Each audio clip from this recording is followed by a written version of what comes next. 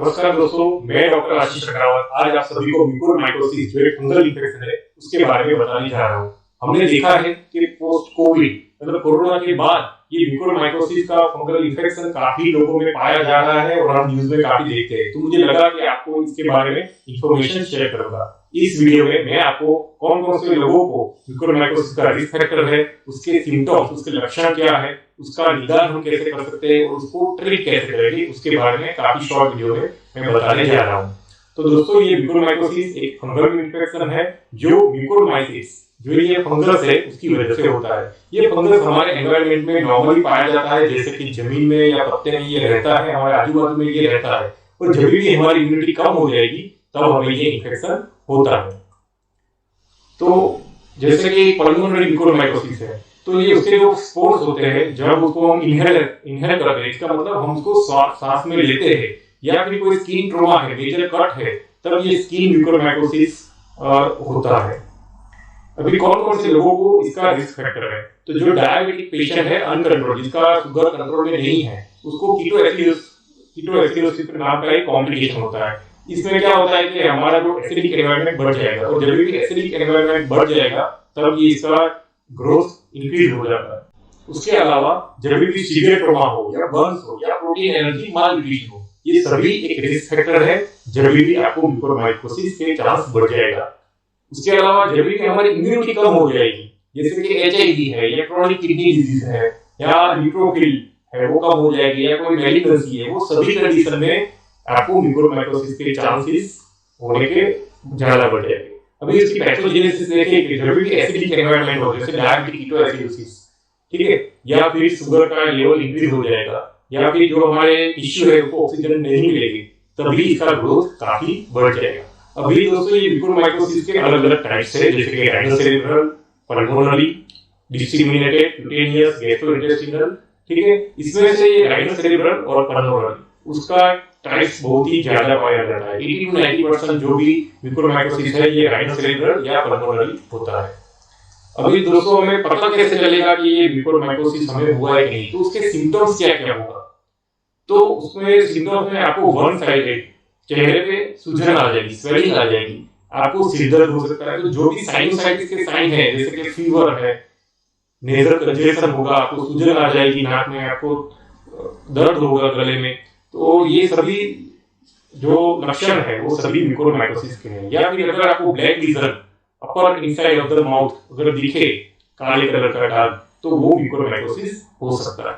अगर आपको pulmonary mucormycosis है तो आपको चेस्ट पेन होगा, सांस लेने में तकलीफ होगी। अगर आपको गैस्ट्रोइंटेस्टिनल म्यूकोरमाइकोसिस है तो आपको पेट में दर्द होगा या वॉमिटिंग होगी। तो पोस्ट कोविड अगर ये सिम्टम्स अगर आपको है तो आपको आपके फिजिशियन या ईएनटी स्पेशलिस्ट को आपको दिखाना चाहिए। तो ये जब ज्यादा बढ़ जाएगा तो आप देख सकते हो यहाँ पे इसको ब्लैक फंगस भी कहते हैं। तो ये ब्लैक फंगस एक स्वेलिंग हो जाएगी, ब्लैक कलर का स्किन हो जाएगा और आप अगर उसको पैरानाइजल साइनस उसका अगर सीटी स्कैन करोगे तो देखो आप ये जैसे नॉर्मल होता है और ये यहाँ पे उसका पैचेस आपको दिखेंगे। अभी इसको हम डायग्नोसिस कैसे करते हैं?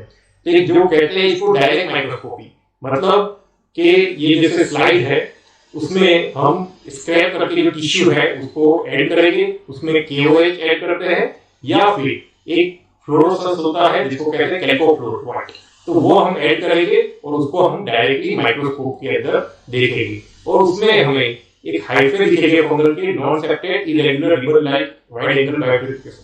तो ये अगर हमें दिखेगा तो इसका मतलब है कि ये वो उसका डायग्नोस्टिक है।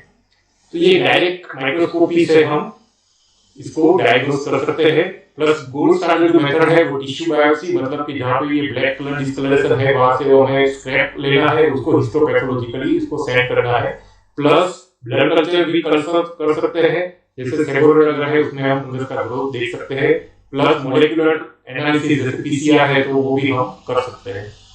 तो आप देख सकते हो माइक्रोस्कोपी में ऐसे हाइफे दिखेंगे जो डायग्नोस्टिक ऑफ म्यूकोरमाइकोसिस है। ये अगर कल्चर में हम उसको ग्रो करेंगे तो ये फंगल ग्रोथ हमें दिख सकता है। उसके अलावा जो रेडियो इमेजिंग है, CT और MRI, तो उसका काफी इंपॉर्टेंट रोल है डायग्नोसिस करने में।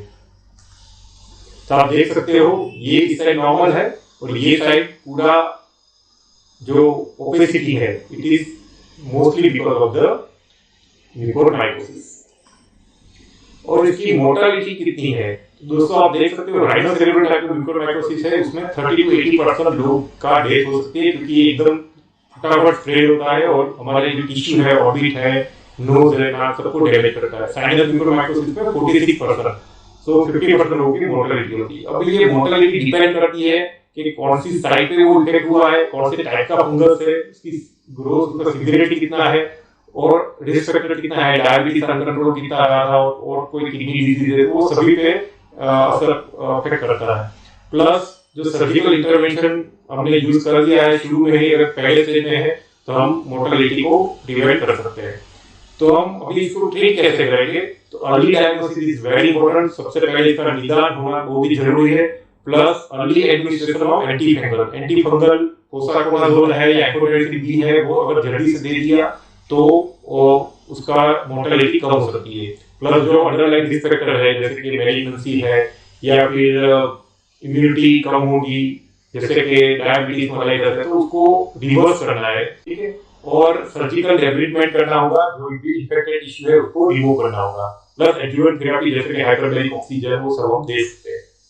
तो आप देख सकते हो एंटीफंगल थेरेपी, एम्फोटेरेसिन बी, फोसाकोनाजोल और इसावुकोनाजोल, तो ये इंपॉर्टेंट एंटीफंगल ड्रग जो हम दे सकते हैं। प्लस जो सर्जिकल इंटरवेंशन, सर्जिकल ऑपरेशन करके जो भी जो इन्फेक्टेड एरिया है, ब्लैक फंगस है, उसको हम रिमूव कर सकते हैं। प्लस अंडरलाइन जो रिस्क फैक्टर है उसको हमें ट्रीट करना है, जैसे कि डायबिटीज।